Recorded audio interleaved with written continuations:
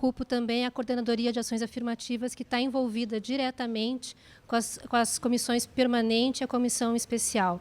Então, por que eu estou aqui? Às vezes é uma ideia de lugar de fala, né?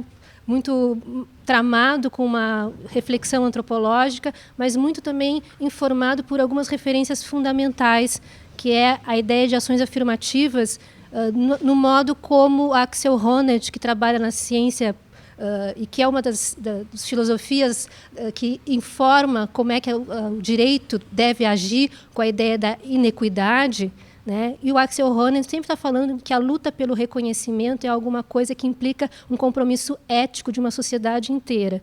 Então, muitas vezes a gente entende que uma discussão sobre ações afirmativas tem a ver com racismo e rapidamente declina para as pessoas que são vítimas do racismo. E o Axel Honneth é um intelectual que está também citado em muitas normativas do Supremo Tribunal Federal, que fala de um compromisso ético de uma sociedade que teve uma presença e uma longa permanência da escravidão na sua sociedade, de repensar de que maneira ela deve consideração a todos os segmentos da sociedade de igual maneira. Portanto, o meu compromisso com as ações afirmativas não é o fato de a gente ser mais ou menos ter mais ou menos experiência com o racismo, mas porque as ações afirmativas têm essa ideia de um compromisso ético de uma sociedade inteira com uma questão que não é só das pessoas que sofrem o racismo, mas de todas as pessoas que estão envolvidas em soluções possíveis que ele diz que a luta do reconhecimento é uma luta de recuperação da estima devida que uma sociedade tem a todos os segmentos da sua sociedade. Então, essa é uma ferramenta fundamental da filosofia jurídica também, que está na base das ações afirmativas, dos julgamentos que acontecem no Supremo Tribunal Federal, e que são super importantes para mim. Esse livro, que é A Luta pelo Reconhecimento, ele fala que, entre outras coisas, significa que todo sujeito recebe a chance, sem graduações coletivas, de experimentar a si mesmo, em sua própria realização, as capacidades e ser visto como algo valioso para a sociedade. Portanto, eu acho que esse é um livro bastante manuseado, cheio de coisas que estão grifadas ali, e que diz respeito de fazer uma antropologia que não é só observar a sociedade, mas entender que ela está eternamente em luta por sujeitos e segmentos que merecem o devido respeito e um devido lugar. Então, não é uma questão só de reparação à escravidão, mas um compromisso que todos nós temos, e eu acho que é o que nos traz a essa sala aqui, de que nós estamos fazendo uma luta também que diz respeito a princípios éticos na sociedade, de como é que a gente recupera noções de equidade. Né? E, portanto, como é que a gente sinaliza para alguns segmentos que foram desconsiderados historicamente, que eles merecem a estima de toda a sociedade. Então, acho que nisso envolve pessoas que se classificam como brancas ou não brancas, mas que, de alguma maneira, têm um compromisso com esse tema. Eu poderia começar de trás para frente a minha lâmina para vocês verem como isso repercute nas minhas conclusões. Mas eu quero seguir 3 eixos fundamentais e tentar... como é que eu faço? Passa para mim um primeiro. Tentar fazer isso muito condensadamente, porque, como eu falei para o Alain, né, eu já mandei alguns desses pequenos fragmentos para ele, desde que a gente começou a trabalhar com isso, só me vem títulos de capítulos, de resenhas, desde os 1000 tons de pardo, né, ninguém quer ser pardo, todo mundo quer ser pardo. Então, eu tenho ficado com esse tema muito atravessado, buscando informações. A primeira informação que eu fui buscar, e que eu acho que para nós é importante, é desde quando nós temos essa ideia de pardo na nossa literatura brasileira, né? Essa ideia de mestiçagem também, e se essa ideia de mestiçagem, pardice, é exclusiva da experiência brasileira, e como é que ela se comunica com as noções de mestiço, de criouxo, também no resto da América. Então, eu vou falar muito brevemente, porque eu queria mais escutar vocês, mas eu disse que o risco de eu não estar em sala de aula é esse, de pegar o microfone. Falar de historicidades, das categorias coloniais, que repercutem na dicionarização até 69, se a gente for ver, né? E que repercutem também no senso comum que a sociedade brasileira traz para as nossas comissões sobre o que é ser pardo. E os censos e documentos do IBGE, porque uma das razões na comissão especial que as pessoas recursavam é porque o IBGE diz que eu sou assim. Né? E a gente tem que ir nos documentos do IBGE para saber como eles, de fato, interagem com essas categorias. Então, nas historicidades... Podia passar, Maria Luísa, obrigado. Sim, esse sim, com todo o risco que tem. Depois vou mostrar, porque é sem legenda, né? Aqui tem a coleção que eu ando fazendo, né, sobre referências que tem no mercado editorial brasileiro. Dar Nome ao Novo, que é sobre pardos. Não aparece muito bem aqui, se fosse lá para cima. O Idioma da Mestiçagem, que é outro livro. Relações... fica melhor, sim. Né? Religiões e religiosidades, escravidão e mestiçagens, escravidão, isso aqui é a última, uma edição daqui da editora da URGS também, Escravidão e Cidadania no Brasil Monárquico, que, junto com o texto do João Pacheco de Oliveira, estão falando sobre a mestiçagem e sobre o pardo. Né? Eu não coloquei aí os livros Latinoamérica, que falam sobre crioulo, mestiçagem, e que mostram que tem uma outra compreensão a respeito disso. Então, eu quero começar falando sobre o que essa busca do tema do pardo fez com que eu buscasse, né? Como é que surge essa terminologia pardo na nossa literatura. Para responder, é necessário a gente olhar os historiadores e como é que a gente embaralha coisas que são de camadas e camadas de história de um período colonial e depois de um Estado no século XX, utilizando essa terminologia, e uma grande ruptura que se tenta fazer e não consegue inteiramente, que é essa categoria pardo vir para um IBGE de 2008 e 2010 também. Né? Nós não estamos falando do mesmo, ela tem declinações diferentes.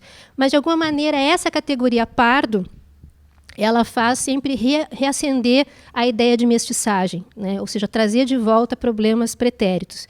Então, só para que vocês tenham uma ideia dessa densidade historiográfica, nos livros de história no Brasil, o período colonial ele tem vários elementos que podem ser alinhados.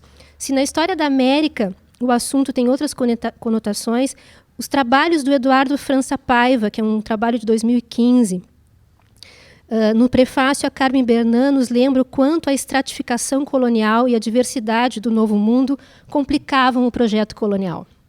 Né? Então, era necessário etnicizar os grupos sociais que aqui viviam. Entre os Bororo e os que lutam com os portugueses contra outros indígenas infiéis, era necessário, então, criar categorias coloniais para identificar quem são os aliados e rivais do projeto colonial.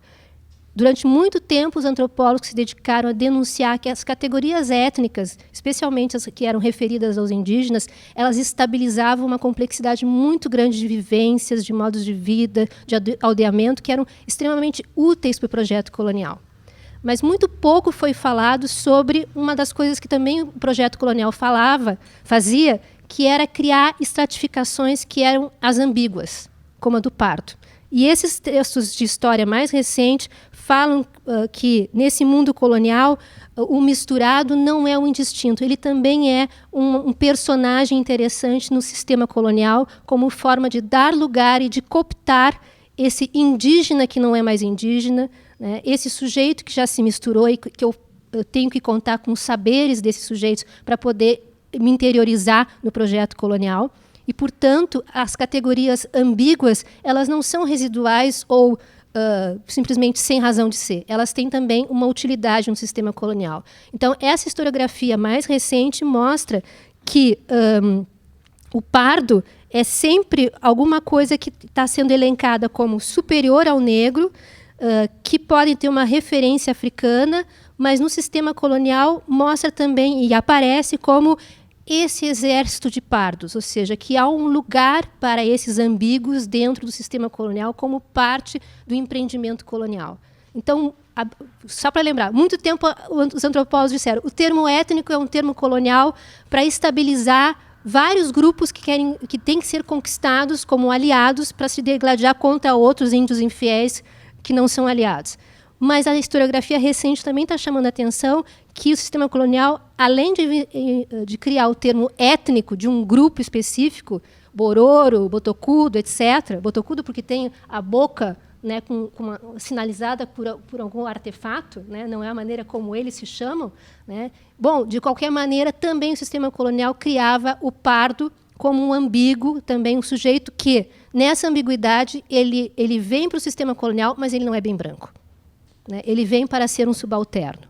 Então, essa ideia do mestiço, como categoria mestiça, se a gente for alinhar o que a gente conhece no século XX, está muito vinculado às ideologias da mestiçagem como um branqueamento e uma promoção do sujeito. Mas, no período colonial, ela tem uma outra declinação, que é o fato de você cooptar um determinado segmento para ser o subalterno domesticado da sociedade colonial, um braço do sistema colonial. E isso aparece no texto do Eduardo Paiva, em 2015, e que ele nos permite retornar ao século XVIII e XIX e mostrar que a gente tem que também reposicionar o nosso entendimento atual da categoria pardo por outras informações anteriores que nos revelam muito mais que aquilo que a gente entendia como algo embaralhado, ambíguo, era também utilizado pelo sistema colonial para poder se expandir e criar carreiras na administração ultramar. Talvez a grande diferença entre o sistema colonial português e o espanhol, e os historiadores, tem historiador aqui, senão vai me linchar, porque eu vou estar reduzindo em um parágrafo um trabalho de uma vida, né? Mas, de fato, o que a gente tem no sistema colonial espanhol é uma tentativa do rei de tentar evitar que as suas várias colônias, que são réplicas, né, dos poderes provinciais espanhóis, se tornem novos reinos. Então, é necessário, nessa América espanhola, transformar o indígena em um súdito do rei, para que ele não seja um sujeito aprisionado por um outro rei local. Então, lá, em várias configurações da América espanhola, vocês têm na Colômbia, ou mesmo no Equador, ou no Peru, você tem os cabildos, que são verdadeiras prefeituras dominadas pelos indígenas, em que eles se reportam ao rei. Enquanto que na experiência portuguesa você tem toda uma delegação da colonização às ordens eclesiásticas, franciscanos e capuchinos, e uma ideia de conversão. E, portanto, a inserção do sistema colonial depende da conversão desses indígenas. Por isso que a gente até brinca que todo mundo pode ter no Brasil uma ancestral indígena, porque era um braço do sistema colonial ter o domínio do conhecimento dos nativos para poder se interiorizar. E, portanto, não era uma questão de perda de exército de reserva, e sim de cooptação, numa cooptação também de violência. Então, ser mestiço na América Espanhola e ser mestiço no Império Português tem conotações muito diferentes. Então, a gente não pode alinhar a ideia de mistura que existe no Brasil com uma ideia de mestiço, como mistura na América Espanhola. Basicamente porque o mestiço ele é, talvez nas duas experiências, o não espanhol, o não português, o não colonizador, ele é à margem, mas a forma de cooptação também calcula na América Espanhola o risco de perder esse sujeito por um outro rei local, que os reinados espanhóis tinham isso muito mais cuidadoso, enquanto que os portugueses não tinham essa ideia, senão de interiorizar um sistema colonial. Então, se o mestiço, no caso, a Faberman e o Ratto falam, nos mostram que a sociedade colonial operava, portanto, e isso talvez seja alguma coisa muito comum à experiência portuguesa, por aquilo que eles chamam de pigmentocracia, no sentido de uma construção jurídica e ideológica assentada nas diferenciações raciais e étnicas, que começam a se sustentar e sustentar o status do indivíduo perante o poder local. Então, esse voo que eu estou fazendo até o século XVIII e XIX é com a intenção de a gente se desvencilhar de uma única noção sobre o pardo, e tentar entender o pardo na sua ambiguidade também como um desafio para a nossa compreensão, porque ele vem sendo acalentado nos censos e nos instrumentos institucionais, mas tem uma grande diferença no século XX, e especialmente quando a gente tem que se relacionar de novo com isso, com uma experiência de ações afirmativas que quer valorizar uma afirmação identitária, e não a ideia de ambivalência, de ambíguo e mesmo de escamoteamento da sua identidade por algo que eu sou, mas nem tanto. Então, valeria sempre a pena a gente pensar como é que, se os mestiços constituem de fato um grupo, ou se é um efeito difuso das formas de controle populacional por uma classificação jurídica administrativa desses impérios coloniais e que tira proveito, então, dessa ambiguidade, né? Além de pensar só no aqui e agora como o pardo sendo um sujeito dotado de ambiguidade. Então, eu acho que essas... poderia ir um pouquinho adiante, mas eu recomendo que vocês sentem numa livraria, né, e usufruam um pouco dessa imaginação para a gente poder pensar de outra maneira aquilo que a gente tem como certezas que é o pardo, né? Ou o pardo é uma mentira. Não. Por que a gente continua acalentando a noção de pardo institucionalmente nos censos, né? E ela aparece na Lei Federal 12.711 como uma categoria que descreve algo, quando, na realidade, todas as categorias são tentativas de aproximação e elas não descrevem nada. A gente tem que se relacionar de uma maneira muito crítica com as categorias, e eu acho que é isso que a gente está fazendo quando a gente recebe as pessoas se autodeclarando e está dizendo, bom, nós temos aqui uma discussão sobre os sujeitos de direitos, e não sobre a veracidade ou não da tua autodeclaração. Ela é verdadeira para ti, mas para preenchimento dos sujeitos de direito, a gente tem critérios discutidos em torno de uma ideia de valorização de uma autoidentidade, uma autoidentificação. O segundo elemento que eu queria mostrar, por favor, é como os antropólogos se relacionavam com isso, né? Ou seja, não estou construindo aqui a antropologia só como crítica a essas classificações, mas, de alguma maneira, a antropologia, a biologia, como formações de ciência, elas eram parte disso. Isso aqui está no Museu Juan Ambrosetti, no centro de Buenos Aires, no ladinho, numa rua ao lado da Praça de Maio, e que é um estojo de um cientista austríaco, que vocês não enxergam bem, mas o estojo de cima são gradações... Aí não funciona agora. São gradações de cabelo. Tá? Mas é lã. Eu tirei foto do stand deles. Não vai... Que inferno. E aqui, então, seriam cores de olhos. Né? Essa aqui é a tampinha do estojo da cores de olhos, e aquilo parece um estojo de maquiagem, mas é cheio de cabelos, né? Então, a ideia de construção de classificação de fenótipos, ou seja, classificações raciais pela aparência, tem um estojinho, isso é a ciência do século XIX, ou seja, é a ciência de ontem, né? E com a qual os antropólogos, quando fazem a crítica a qualquer tipo de verificação, querem exumar da sua vida exatamente esse papel que eles tinham enquanto cientistas. Então, vocês não estranhem se colegas, amigos e também parceiros antropólogos estejam completamente desconfortáveis com a ideia do fenótipo, porque é essa a lembrança que eles têm de uma classificação direta, né, de partes do corpo, de um gabarito para comparar, né, e, portanto, isso explica muito porque que a antropologia a qual eu me filio e que se refere a Axel Honneth também tem que fazer uma reação a esse tipo de classificação racial por tipologias, né? E aí depois vocês podem fazer uma imersão também nos livros da Faculdade de Direito, na parte de Lombroso, para ver o quanto essa aparência física estava relacionada a uma tendência moral, né? E, de fato, os antropólogos também fazem esse tipo de digressão, mostrando como é que eram feitas as amostras científicas. Então, falar sobre como a ciência se relaciona com isso, logo nós que estamos na universidade, sempre esses temas vão voltar à tona. Por quê? Porque faz parte de um pretérito muito recente da ciência se relacionar de maneira agora crítica com relação a esse procedimento. Só que essas categorias coloniais que ecoam na ciência, elas também têm uma materialidade de grande circulação na sociedade, não é só culpa da ciência. Então, se tu puder passar, Maria Luísa.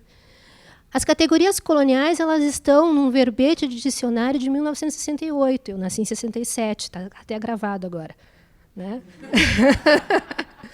Mas esse que se chama o Caldas Aulete, que estão 6 volumes de dicionário, eu fui atrás.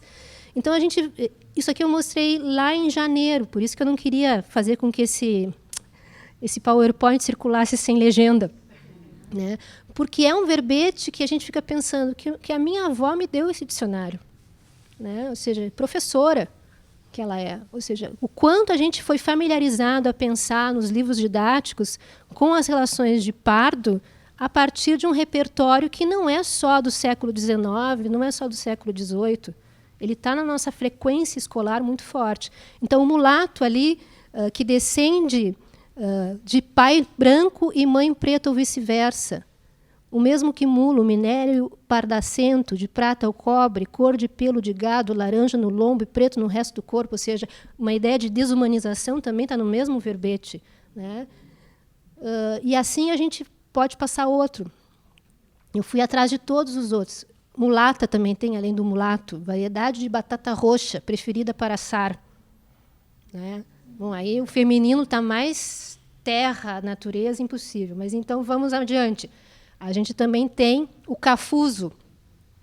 Ou seja, quando a gente fala de categorias coloniais, nós não estamos falando de uma coisa que é do século XVIII, XIX. A gente está falando dos nossos livros didáticos e de como isso repercute e por que isso vem também para as nossas comissões de verificação de uma maneira tão certa de que isso existe e está no mundo, né? O cafuso e depois pele negra ou quase negra, cabelos corridos e grossos, pertencente ou relativo a esses mestiços, planta, natureza incerta, etc. Cafuso, tudo isso é. Mameluco, soldado de uma tropa turco-egípcia. A gente também aprende coisa, né? Inicialmente formada de escravos, né? Então, o mameluco também, mestiço de índio com branco. Curiboca, cariboca. No Pará, mestiço de branco com curiboca. Também se diz mameluco. Mamaluco. Mais um. Caboclo, indígena brasileiro de pele acobreada. Mulato de cor acobreado, descendente de índios, mestiço de branco com índio. Caipira, roceiro, sujeito desconfiado ou traiçoeiro, entre os garimpeiros, seixo tinto por óxido de ferro, o mesmo que cabapiranga, né? Ou seja, a gente tem ali uma história que não é só de uma designação de um corpo, mas muitas vezes de um ofício, né? Portanto, a gente tem aqui a presentificação dessas categorias coloniais, como denominar esse outro, né? Como classificar o não branco. Outra característica dessa historiografia é que houve, durante muito tempo, na experiência brasileira, a tentativa jurídica de diferenciar quem é branco e quem não é. Mas, ao mesmo tempo que tu reconhecia que o sujeito não era negro, tu não admitia que ele fosse branco.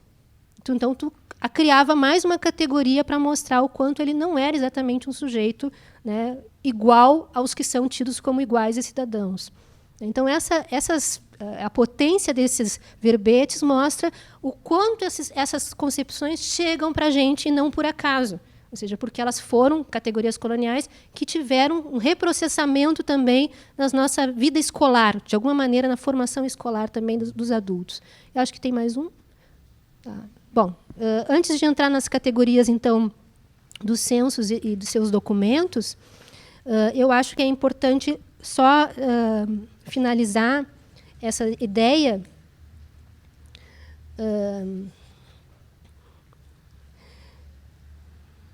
de que se o mestiço aparece como uma categoria institucionalizada no século XVIII, XIX, ele continua muito forte a ideia de mestiçagem, não só como uma ideologia, mas como uma prática escolar, uma forma de enunciar e uma maneira de delimitar os outros, as pessoas com as quais o sistema jurídico também, ou mesmo instituições se relacionam, categorizando o ambíguo e criando nuances sobre isso. E, portanto, transformando não só as pessoas em outros não brancos, mas também esvaziando as categorias étnicas. Isso é o professor João Pacheco de Oliveira, que fala que o pardo se introduz e se mantém no século XX como categoria censitária, como uma tentativa de mostrar o quanto a mestiçagem foi um projeto de sucesso na sociedade brasileira. Então, o IBGE, no site do IBGE, fala que nós temos censos desde 1872. Por acaso, eu encontro um registro de 1824, né, contemporânea à Constituição, né? E nesse censo, então, que estava exposto no Museu de América, em Madrid, nele não se utiliza a categoria de pardo. Existe ali uma preocupação do Império, né, que também está se pensando o Império que está vindo para o Brasil, para saber que futuro tem essa nação. Então, ele não utiliza a categoria de pardo, e sim categorias de negros e libertos, né, ou combinado, negros libertos. Ou seja, ele está tentando, ao imaginar que sociedade ele tem, ele não está imaginando a sociedade que ele gostaria de ter. Portanto, a categoria pardo, que quando começa em 1872, já tem uma intencionalidade de girar a sociedade branca para ter uma composição branca pela mestiçagem, que não aparecia nesse censo de 1824. Ainda volto lá no Museu de América para fotografar o painel deles, porque eles têm o censo de todas as sociedades, então, coloniais, mostrando quanto a plantation, quanto a ideia de grande plantação que utiliza mão de obra escrava, isso tem um efeito demográfico em todas as sociedades, como a região do Caribe, como a região brasileira, como todas as regiões, e que plantation é que está relacionada a essa hegemonia numérica, né, essa maioria de pessoas negras no seu censo. A categoria, então, pardo, ela reaparece em 1874, ela aparece no censo de 1872, de 890, de 1940, de 1950, de 1960 e 1980, com uma amostra nos anos 74 que foi feita em função da pressão do movimento negro para que se fizesse de fato uma demonstração de que a promoção de mercado de trabalho diminuiria então o racismo e que as pessoas teriam maior oportunidade. Então, a amostra dos anos 74, em plena ditadura, mostrou que existia uma defasagem no ingresso de pessoas negras no mercado de trabalho, né? E talvez essa vontade, essa pressão do movimento negro que vem desde aí para fazer a desagregação dos dados por raça-cor, só tenha perseverado em 2008 e 2010 e também nos trabalhos do IPEA mais recentemente. Tá? Então, quero passar para vocês brevemente algumas coisas que... Bom, depois a gente volta ao que eu quis demonstrar com as historicidades e com essas categorias coloniais. Primeiro, que historicidades a gente tem que se relacionar com a categoria pardo como uma coisa muito mais densa, né, permeada por outras histórias e não só por aquilo que imediatamente a gente tem de, digamos, de emoção ou reação em relação ao que é o pardo ou o que não é, né? O segundo ponto, quando eu falo de categorias coloniais, é lembrar que as categorias coloniais não serviram só para designar grupos étnicos, né, mas também o ambíguo acabou produzindo uma possibilidade de interpelação desses sujeitos pelo sistema colonial e uma inclusão subalterna de alguns sujeitos indígenas e negros na sociedade, na administração colonial. E no período, então, digamos, após, quando começamos a República, né, nós ainda temos aí uma forte presença dessas categorias coloniais para designar a mestiçagem no Brasil e, portanto, a dar um protagonismo para essa ambiguidade como um índice de branqueamento.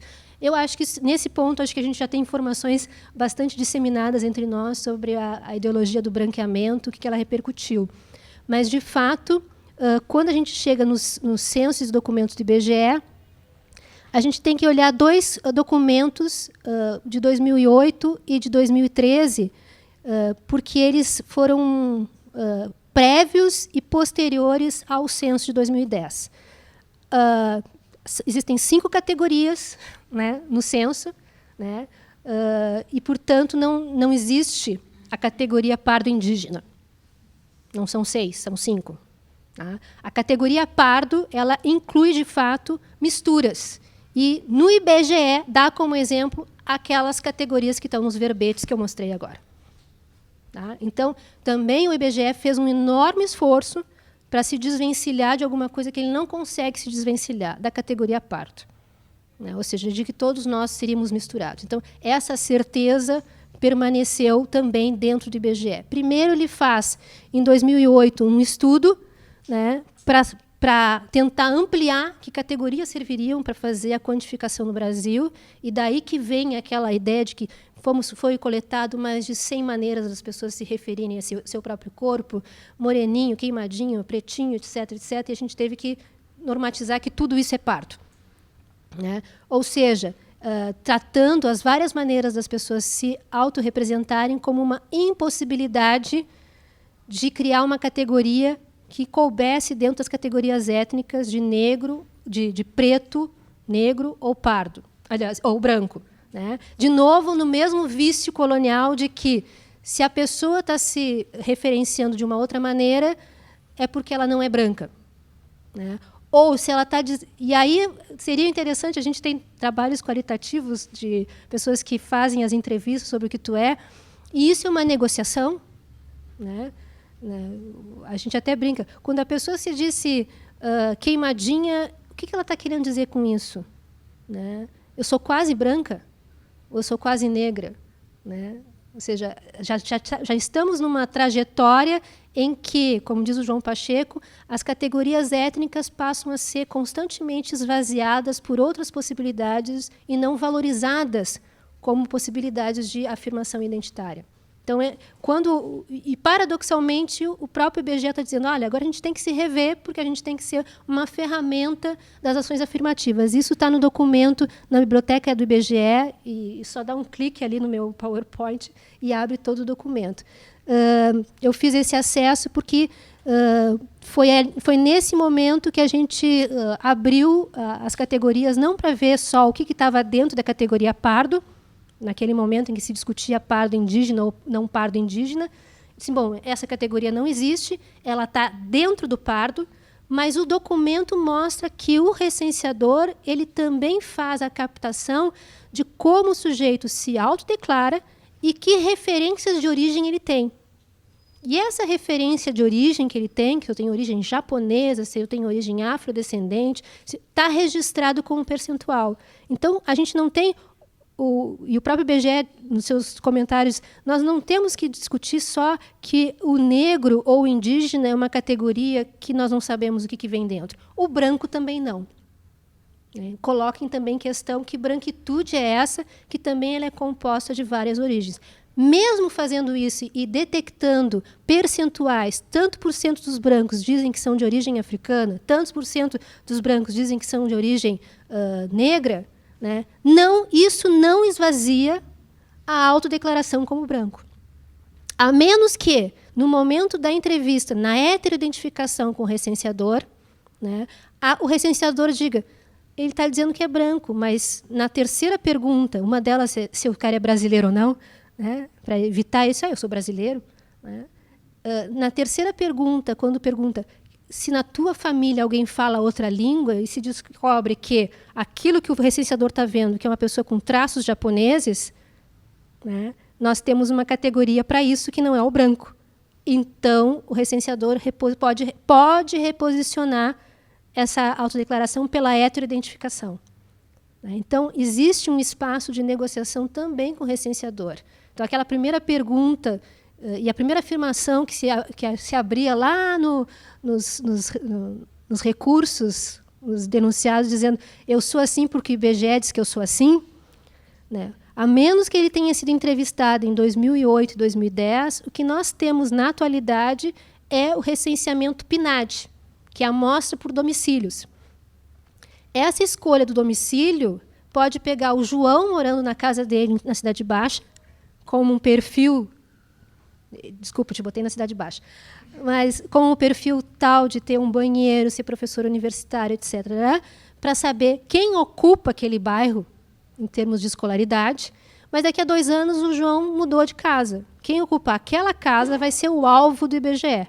Então, aquele IBGE PNAD não é uma caracterização do João, e sim uma leitura de renda e distribuição de renda na cidade, né, através da identificação de domicílios.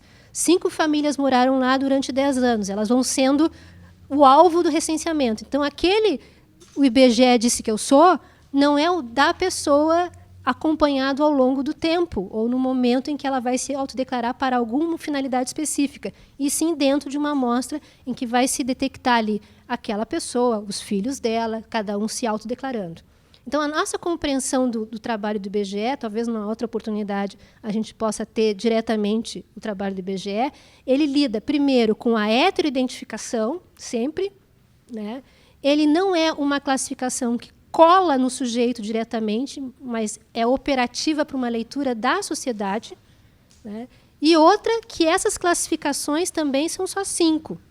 Mas, no censo de 2010, tentou buscar e captar por região, região do Brasil, né? E por também origens pretéritas. Então, eu sou, digamos, de origem italiana. Na colônia, eu digo que eu sou italiana e os outros que são brasileiros, né? De fato, essa consideração do ser brasileiro, ela é também tirada de cena durante as estratégias de recenseamento. A primeira pergunta, chegamos à conclusão que aqui todos somos brasileiros, certo?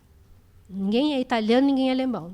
Considerando isso, como você se declara em termos de raça-cor, né? Então, para evitar essas distinções entre o brasileiro e o gringo da colônia, que aparece muito fortemente. Então, nos censos e documentos do IBGE, nós temos essa captura e a percepção da necessidade de ser abrangente com relação à utilização dessas categorias. Mas, ao mesmo tempo, não se declinou da categoria pardo, o que não faz com que a gente entenda nem a categoria pardo, nem a categoria branco como categorias absolutas, né? Mesmo quando autodeclaradas, elas também, do ponto de vista do IBGE, elas tentam capturar também outras nuances, que é a origem, a questão linguística. E eu peço que vocês abram esses 2 links, porque aí vocês vão ver tabelas mostrando que há uma recorrência no Rio Grande do Sul de que as pessoas preferem utilizar muito mais a categoria negro do que preto, que é uma especificidade do Rio Grande do Sul. Enquanto que eles fazem outras incursões em São Paulo, dizem lá há uma predominância maior das pessoas se identificarem como pretos e não como negros. Então, mesmo uma categoria do IBGE não quer dizer a mesma coisa em todos os estados da federação. E isso não é conversa de antropólogo do João Pacheco, que mostrou isso em textos quando olhou as categorias antes de 2010. Mas está plasmado nesse relatório do IBGE que, de fato, há alguns estados da federação onde o preto significa uma coisa muito mais consistente e, no Rio Grande do Sul, se prefere utilizar a categoria negro. Talvez isso nos dê maior, digamos, desenvoltura para a gente pensar quando a gente recebe pessoas do SISU, por exemplo, e a pessoa do SISU vai lá e coloca preto, né? Por que a pessoa não botou negro? Nós temos uma série de perguntas que a gente gostaria de fazer e não pode, sobre a maneira como a pessoa lida ela própria com as classificações. Se a gente entrar nessa seara, a gente não cumpre exatamente a finalidade das comissões, que é identificar sujeitos de direitos, e não entrar nas nuances de como o sujeito conquistou aquela ideia de, né? Porque, para nós, a questão como antropóloga, pelo menos, as questões identitárias vão ser sempre mais transbordantes do que as classificações, né? E eu vou finalizar. Eu preparei também um extrato para vocês desses documentos. Eu passei para o pessoal da Progesp, antes da gente ter marcado isso aqui, que a outra charada que a gente deveria cumprir é saber de onde vem a palavra heteroidentificação, né? Então, essa novidade introduzida nos processos, que aparece na Lei 12.711, mas que não são do campo jurídico. Elas já aparecem também no trabalho dos demógrafos. Então, se vocês têm um demógrafo amigo, vamos começar a procurar ele, porque essa ideia de heteroidentificação, ela significa mais, para nós, mais do que o IBGE faz. Porque a heteroidentificação do IBGE tem 2 passos. Um, que o recenseador pode não ser o mesmo a cumprir a maquininha da PNAD. Ou seja, se o sujeito caiu em diligência e vai ter que fazer toda a entrevista de novo, pode não ser ele, pode ser um outro recenseador. Então, a heteroidentificação que é feita por um recenseador e é checada pelos seus superiores, que pode ser, então, de novo, reconduzida por um outro recenseador. No nosso caso, a heteroidentificação tem significado várias pessoas, ao mesmo tempo, com experiências de leituras corporais que são do senso comum e não de nenhum estojinho científico. Ou seja, nós estamos usando o nosso senso comum para poder identificar e, portanto, precisamos ter o senso comum do colega, né, para dar fiabilidade ao que eu estou percebendo. Então, na comissão especial, nós estamos em 5, né, na comissão permanente de verificação, nós estamos em 3, né, e ainda passa para a comissão de recurso, que tenta recepcionar algo a mais que aquela primeira comissão não conseguiu ou não alcançou, ou, de alguma maneira, se ficou em dúvida, foi adiante para ser checado na comissão de recursos. Então, são muitos olhares dessa nossa heteroidentificação, diferente de ter só um validador ou não a respeito de quem é aquela pessoa diante da gente. Com todas as limitações, a gente não fazer entrevista e não transformar a comissão num momento de expressão de identidade, e sim de definição, como eu já falei em outra oportunidade, como uma tecnologia de controle mesmo. Tá? Portanto, é importante a gente falar do uso da heteroidentificação, que não é exatamente uma novidade, mas acredito que entre nós ela tem expandido possibilidades. Num dos textos do Marco Silva da Silveira, ele começa a observar os seus colegas que trabalham numa comissão de heteroidentificação. Os meus colegas me perdoem, mas eu tenho feito isso, ou seja, tem olhares que são, eu digo, mais centrados e não é, com mais certeza, não é, é. E tem pessoas que dizem, tá, mas eu acho que, considerando tal aspecto, pode ser... Ou seja, essa conversa acontece na comissão, né? E o Marcos ainda começa a dizer, pessoas estão lidando com o seu próprio senso comum, não estão lidando com um aporte científico, com um gabarito. Né? Elas precisam conversar a respeito dessa checagem, em benefício não só do candidato, mas também das suas certezas, incertezas e aprendizados que estão traçando durante esse momento. Então, eu acho bem interessante que as nossas heteroidentificações, nesse desenho que vem lá da Comissão Especial e da Comissão de Emprego, né? O Edilson conhece, e de alguma maneira essa tecnologia tem se transferido de um espaço para o outro, porque nós somos muitos, mas estamos trocando informação sempre, né? Essa tecnologia, ela, no caso da heteroidentificação aqui na universidade, ela tem sido mais do que um olhar rápido sobre os sujeitos, e sim um olhar coletivo e de um coletivo diversos entre si também. Né? O Marco Silva da Silveira fala, pessoas que estão nessa comissão do Paraná, que são negras, elas têm a maior tendência de buscar um sujeito, a sua imagem e semelhança no candidato. Né? Pessoas que são brancas, desta comissão do Paraná, têm um compromisso de evitar que passe um branco desavisado nessa vaga. Ou seja, todo mundo tem um compromisso, um cuidado específico.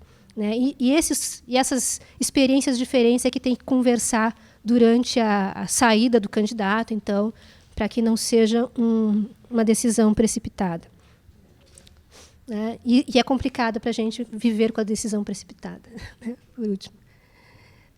As minhas desconclusões, né? Porque eu acho que a gente ainda tem muita coisa para conversar a respeito disso, ela vem, na realidade, com algumas coisas que eu queria fazer como anotação para vocês. Eu coloquei na página. Não, vocês não vão ler essas letrinhas agora, mas eu vou ler alguma coisa daqui. Eu coloquei 7 pontos aqui. As categorias de pardo não são ilegíveis. Elas apontam para a imprecisão e ambiguidade que constitui a própria categoria. Então, a gente não tem um problema com o pardo. O pardo é o complicador. Tá? Elas foram funcionais, como eu expliquei nessa primeira parte, para efetuar um manejo ou leituras de segmentos da sociedade numa experiência colonial. No século XX, elas permitiram uma ideologia da mestiçagem, que está nos nossos livros didáticos, nos dicionários, etc., para expressar também de forma censitária o potencial sucesso do branqueamento como forma de produzir a paz social no Brasil. Paz social, eu confesso que eu tirei do sistema jurídico. Tá? Então, tudo que tu faz e que eclode em maior conflito é um problema para a paz social. Mas esse é um tema que, a princípio, é um problema de conflitualidade, porque vagas são recursos públicos. Né? No caso das ações afirmativas, todas elas estão voltadas no Brasil para o mundo público. Se compararmos com a África do Sul, que começa as suas ações afirmativas no mercado de trabalho. Não toca no mundo público. Né? E assim, cada sociedade empreendeu aonde que estava a injustiça histórica reiterada do acesso à igualdade. Segundo, que hoje a categoria pardo está entre as categorias para operacionalizar as políticas de ações afirmativas, de identidades negras, apontando para a sua diversidade. Isso tem aparecido, acho que talvez mais no vestibular e no SISU do que no emprego, onde as pessoas já chegam adultas. Né? Mas quando a gente chega no vestibular com gente jovem, homens, mulheres, né, com gradações de produção corporal muito forte na adolescência, todos eles muito inquietos em mostrar o seu genótipo, o seu ascendente, e nós interessados em conhecer, talvez isso seja a base dos próximos recursos, né? As fotografias de família que a gente recebe hoje, parece que é uma reação à discussão que nós tivemos no início do ano. Se vale o vô ou não vale. Mas também aparecem ali fotos das pessoas crianças, aos 10 anos, adolescente, e esse corpo sendo fabricado. Né? Às vezes fabricado para ficar mais branco, às vezes não. Né? Então, a gente vai ter que olhar esse tipo de identidade negra na sua diversidade. E não para uma identificação plena da configuração dos sujeitos que possam ser identificados através da categoria pardo. Agora, a lei federal é omissa em relação a esse nexo entre identidade negra e a categoria censitária preto e pardo. Esse é um complicador também. Né? É um complicador que na UNB se contornou colocando no edital e lembrando que essa é uma política afirmativa para negros, entre parênteses, pretos e pardos. Tá? Enquanto que a lei federal simplesmente se colou a uma ideia censitária e trouxe para o nosso colo todas as certezas de mestiçagem de categorias coloniais que as pessoas viveram a vida inteira nutrindo. Tá? Terceiro elemento. Para as comissões não se trata de referendar ou estabilizar as noções fenotípicas ou genotípicas de pardo, mas de considerá-la uma ferramenta meramente operativa e não substantiva do quem ele é. Porque a categoria pardo, a gente viu, ela é uma categoria ambígua para não afirmação de uma identidade. Né? A menos, bom, já devem ter algumas pessoas criando a associação dos pardos, né? Mas, de fato, não é uma categoria que a gente diga, não, o sujeito vem se afirmar como um sujeito que tem uma historicidade própria. Não. Né? Então, não estou dando ideia, mas, enfim, as afirmações identitárias recaem sobre os sujeitos que a gente está verificando, mas eles não são representativos da pardice, e sim podem evocar a legitimidade dos seus antepassados, a qual a gente tem replicado entre nós, assim, a cota pode ser para o antepassado, mas pode não ser para este corpo que está presente diante de mim. Né? E, portanto, a gente teve pouca possibilidade de conversar com a Maria Luísa. A natureza e o genótipo não é tão previsível quanto a gente gostaria. A gente olha a história daquele rapaz branco, filho de mãe negra, e se dá conta que há uma grande injustiça com relação à vaga não ir para esse sujeito. Porque, corporalmente, ele é a cara do pai, não é a cara da mãe. Né? E pior, nessa trajetória, a gente pode até intuir que esse pai deu no pé, né? Porque não aparece na carteira de identidade, ou seja, tem uma tragédia ao lado da outra. Né? E a gente, com essa ideia de nosso documento, fala do fenótipo do candidato e não alcança toda a historicidade do sujeito. Então, durma-se com um barulho desse. Mas a gente tem que dormir com um barulho desse. Né? E no que tange a afirmação de identidade, ela é um instrumento de intervenção estatal nos insumos de Estado, visando a correção das desigualdades históricas e produzindo uma projeção futura do compromisso ético da sociedade brasileira. Então, a gente já viu candidatos se referenciando, mas eu tenho direitos porque a minha família era indígena, não sei o quê. Então, mas tu é? Não, não sou, mas como ela é uma lei de reparação histórica, eu estou dentro dessa história, né? E a própria candidata, acho que já foi entrevistada e voltou atrás dizendo, não, realmente não era para mim. Mas, de fato, lendo o Axel Honneth, quando a gente está fazendo uma reparação histórica, a gente não está passando a limpo o passado, a gente está projetando um futuro ético, né, para a sociedade. E por isso eu voltei ali a falar do Axel Honneth, que eu acho que é uma boa inspiração na filosofia do direito, quando se refere à luta por reconhecimento. Ali, nesse livro, Alan, tem coisas muito preciosas sobre o quanto de ressentimento as pessoas têm que ouvir desses sujeitos de direito para poder entender a sua, digamos, a sua desvantagem em confiar na arena pública. Porque nesta arena pública que a gente chama os sujeitos a ocuparem esses lugares na universidade e tal, é exatamente onde as pessoas tiveram a experiência direta de desconsideração. Então, o Axel, eu acho que é muito importante para a gente ler sobre a forma como a gente chega à igualdade, considerando com quem a gente está lidando em termos de dano histórico e, digamos, de autoestima de algum segmento que a gente está buscando promover a igualdade. E essa inspiração do Honneth é importante porque remete, no meu item 5, 6 e 7, a minha fala inicial, de que esse tema não é um tema exclusivo de quem sofre o racismo. E a gente tem experimentado isso em sala de aula, né, João?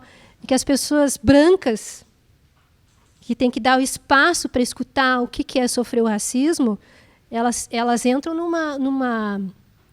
num diálogo muito complicado, porque elas rapidamente são encapsuladas em sujeitos que cometeram racismo, quando, na realidade, a gente está num patamar em que o alvo do racismo não é nem um sujeito, nem um objeto do racismo, mas é o mecanismo que está presentificado nas nossas relações de não deixar falar, de falar de maneira equivocada no lugar de. Então, esses assuntos não são do outro, mas da sociedade brasileira. Em termos de universidade, eu acho que um dos maiores compromissos que a gente tem é que tem escutado a filósofa Jamila falando, dar lugar de fala. Na realidade, não é para a gente escutar outras histórias, mas é para a gente se reconhecer e perceber onde a gente está nesse espaço de diálogo e de relação racial.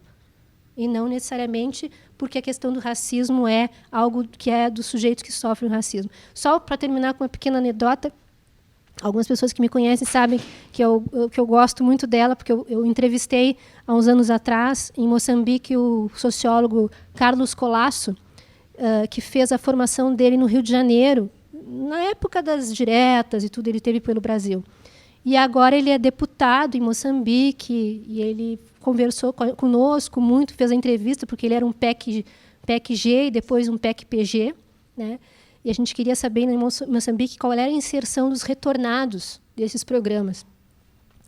E no nosso almoço, a gente queria fazer aquela pergunta sobre o racismo no Brasil. Então, Carlos, você sofreu racismo no Brasil? E ele rapidamente assim, não, eu não sofri racismo, quem sofre com racismo são os racistas. E nós, é verdade. E a gente ficou assim, e agora, como é que a gente volta ao assunto? Porque, de fato, a gente está muito acostumado a pensar que as ações afirmativas são para um público destinatário, quando, na realidade, elas têm que interpelar uma sociedade inteira, com seu compromisso étnico de fazer parte, não como racista ou não racista, mas como alguém que tem um compromisso de dar lugar de fala, de escutar o que é, e a gente tem escutado em sala de aula isso de uma maneira muito potente, do que é digamos, a dificuldade que as pessoas têm de interagir com os seus colegas, falando sobre as suas trajetórias diferentes. Ou seja, para eu ser um médico, eu tenho que falar de um patamar como se eu desconhecesse que a minha medicina tem raízes e, digamos, preocupações do lugar de onde eu venho. Mas esse lugar de onde eu venho tem que estar na mesa também. Ele não pode ser somente meu. Ele tem que ser reconhecido como o Brasil também. né? Então, essas são os nossos compromissos que eu espero compartilhar com vocês e escutá-los daqui em diante. Obrigada.